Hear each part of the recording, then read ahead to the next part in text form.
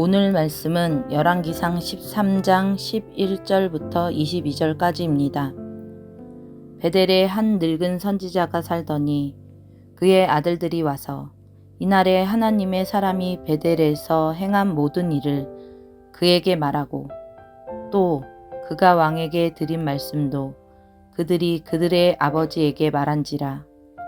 그들의 아버지가 그들에게 이르되 그가 어느 길로 가더냐 하니 그의 아들들이 유다에서부터 온 하나님의 사람의 간 길을 보았음이라. 그가 그의 아들들에게 이르되 나를 위하여 나귀의 안장을 지우라. 그들이 나귀의 안장을 지우니 그가 타고 하나님의 사람을 뒤따라가서 상수리 나무 아래에 앉은 것을 보고 이르되 그대가 유다에서 온 하나님의 사람이냐 대답하되 그러하다. 그가 그 사람에게 이르되 나와 함께 집으로 가서 떡을 먹으라. 대답하되 나는 그대와 함께 돌아가지도 못하겠고 그대와 함께 들어가지도 못하겠으며 내가 이곳에서 그대와 함께 떡도 먹지 아니하고 물도 마시지 아니하리니 이는 여호와의 말씀이 내게 이르시기를 내가 거기서 떡도 먹지 말고 물도 마시지 말며 또 내가 오던 길로 되돌아가지도 말라 하셨음이로다. 그가 그 사람에게 이르되 나도 그대와 같은 선지자라. 천사가 여호와의 말씀으로 내게 이르기를 그를 내 집으로 데리고 돌아가서 그에게 떡을 먹이고 물을 마시게 하라 하였느니라. 하니 이는 그 사람을 속임이라. 이에 그 사람이 그와 함께 돌아가서 그의 집에서 떡을 먹으며 물을 마시니라.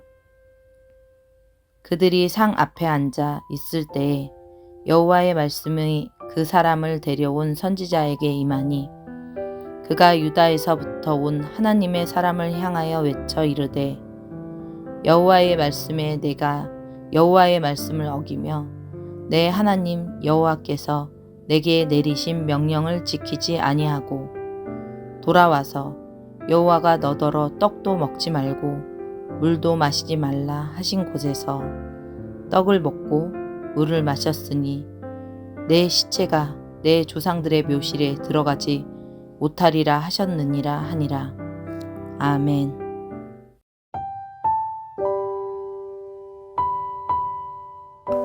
오늘 우리가 읽은 이 본문은 열왕기상에서 난해한 구절 중에 하나입니다. 내용도 무언가 복잡해 보입니다. 하나님의 말씀을 듣고 전한 하나님의 사람과 그 하나님의 사람을 속이는 베델의 선지자가 등장합니다. 그러나 우리는 본문의 내용이 이해하기 까다롭고 복잡해서 등장인물의 뒤에 가려진 이 본문의 진짜 주인공을 보지 못하곤 합니다. 이 본문에서 주인공은 하나님의 사람도 베델의 한 늙은 선지자도 아닙니다. 바로 여호와의 말씀입니다. 열왕기상 13장에서는 하나님의 사람도 베델의 선지자도 강조되는 것이 아닌 여호와의 말씀이 계속해서 반복되며 강조됩니다. 그리고 이 여호와의 말씀을 바르게 전파하는가, 신뢰하는가, 순종하는가가 핵심입니다. 오늘 본문에는 벼랑간 베델의 한 늙은 선지자가 등장합니다. 이 선지자에게 베델이라는 이름이 붙은 점, 그리고 그가 하나님의 사람에게 거짓말을 하는 점을 볼 때 아마도 이 선지자는 지금은 선지자로서의 기능을 상실한 선지자일 것입니다. 쉽게 말하면 여로보암의 통치에 굴복한 선지자이며 이제는 하나님의 선지자가 아닌 여로보암이 새로 제정한 종교에 전적으로 지지하는 선지자가 된 것입니다. 그의 아들들이 하나님의 사람이 여로보암에게 한 일을 전합니다. 곧 하나님의 말씀을 전하며 훗날에 요시아가 이들을 향한 심판의 도구로 오게 될 것을 예언한 일입니다. 그러자 이 늙은 선지자의 반응이 뜻밖입니다. 그는 아들들에게 그가 어디로 갔냐고 물으며 그를 뒤쫓아 갑니다. 그가 어느 정도 길을 가자 하나님의 사람을 발견하는데요. 하나님의 사람은 상수리나무 아래에 앉아 쉬고 있었습니다. 그러자 베델의 늙은 선지자는 하나님의 사람에게 자신과 함께 돌아가서 떡을 먹자고 권합니다. 그러나 하나님의 사람은 이것을 거절하죠. 이때 늙은 선지자가 하나님의 사람을 속이기 시작합니다. 그는 말하기를 나도 그대와 같은 선지자라. 천사가 여호와의 말씀으로 내게 이르기를 그를 내 집으로 데리고 돌아가서 그에게 떡을 먹이고 물을 마시게 하라 하였느니라 라고 말합니다.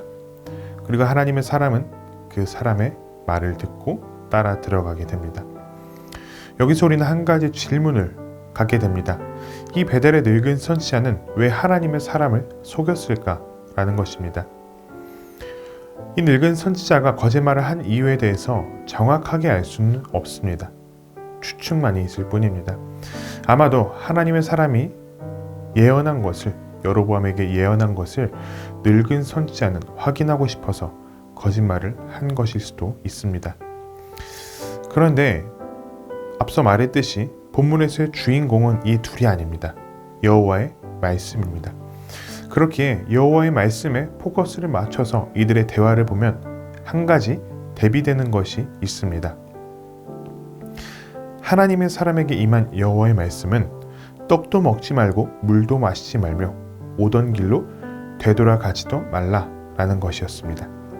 그런데 자신이 천사를 통한 하나님의 말씀을 들었다고 하는 이 베델의 늙은 선지자의 말은 그를 내 집으로 데리고 돌아가서 그에게 떡을 먹이고 물을 마시게 하라 하였느니라 입니다. 하나님의 사람이 들은 여호와의 말씀과 완전히 반대되는 말을 하고 있는 것입니다. 그런데 하나님의 사람은 결국 그 선지자를 따라가게 됩니다. 하나님의 사람이 받은 유혹은 마치 아담과 하와에게 말했던 뱀의 말과 유사합니다. 아담과 하와도 선악과를 절대 먹지 말라는 하나님의 금령을 듣습니다.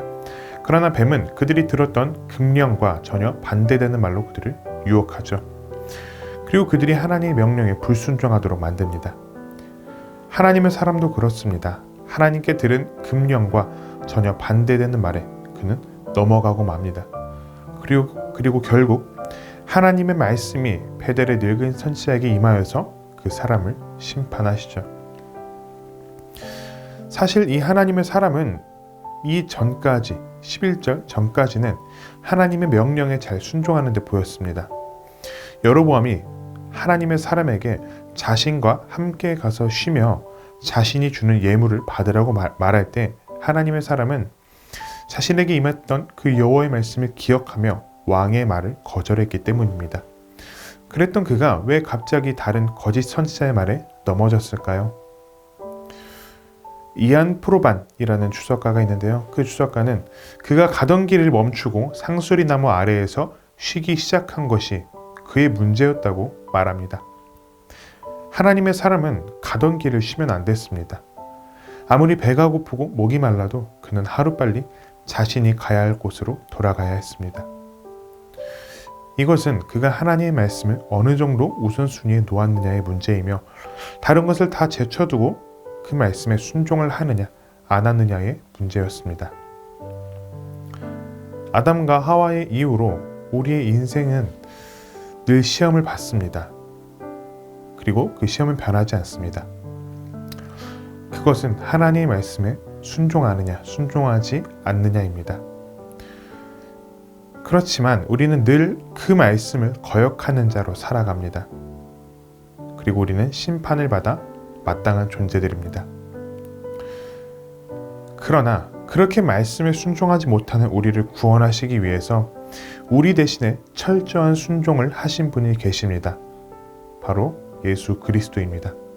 그분은 많은 선지자들과 많은 이들이 불순종했던 하나님의 말씀에 철저한 순종을 드렸습니다.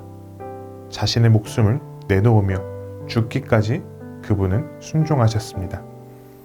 그리고 그리스도께서 그렇게 하심으로써 이루고자 하신 것은 무엇입니까? 말씀에 순종하지 못하는 우리가 그리스도로 말미암아 심판을 면하며 그리스도의 의로 말미암아 의롭게 됨에 감사하며 그 말씀에 순종하는 것입니다. 그렇기에 우리가 말씀에 순종하기 위해서 필요한 것이 있습니다. 우리보다 먼저 우리 대신에 하나님의 말씀을 완전히 순종하신 그리스도의 사랑을 기억하는 것입니다. 하나님께서는 오늘도 우리가 하나님의 말씀에 순종하기를 원하십니다. 그것을 기뻐하십니다. 우리가 급진적인 순종으로 하나님을 기쁘시게 하는 것을 원하십니다. 그러나 우리는 그 말씀에 순종할 수 없습니다. 말씀에 순종하기 위해서 우리는 그리스도를 묵상해야 합니다. 본문에 나온 하나님의 사람은 하나님의 말씀에 불순종했습니다. 그러나 더 완전한 하나님의 사람이신 그리스도께서는 그들이 순종하지 못했던 그 말씀을 이루시기 위해 친히 인간이 되신 하나님이십니다. 그리고 그분은 자신을 내어주기까지 철저히 순종하셨습니다. 이 그리스도를 기억하셨으면 좋겠습니다.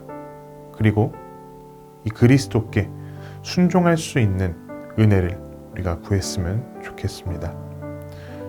오늘도 하나님의 말씀과 나의 생각이 대립할 때, 하나님의 말씀과 나의 욕심이 대립할 때 철저한 순종을 하신 예수 그리스도를 생각하며 주의 말씀에 순종하기를 주저하지 않고 주께 순종하기를 가장 우선순위하는 우리가 되기를, 그래서 하나님을 기쁘시게 하는 우리가 되기를 기도합니다. 말씀을 생각하며 함께 기도하겠습니다. 하나님의 말씀에 순종하는 것을 가볍게 생각하지 않게 하소서. 순종을 나의 공로로 생각하지 않게 하시고 그리스도의 은혜로 인해 주께 순종할 수 있음을 기억하게 하소서. 오늘도 우리의 순종을 기뻐하시는 하나님께 순종함으로써 주를 기쁘시게 하는 청년의 가족이 되기를 바랍니다.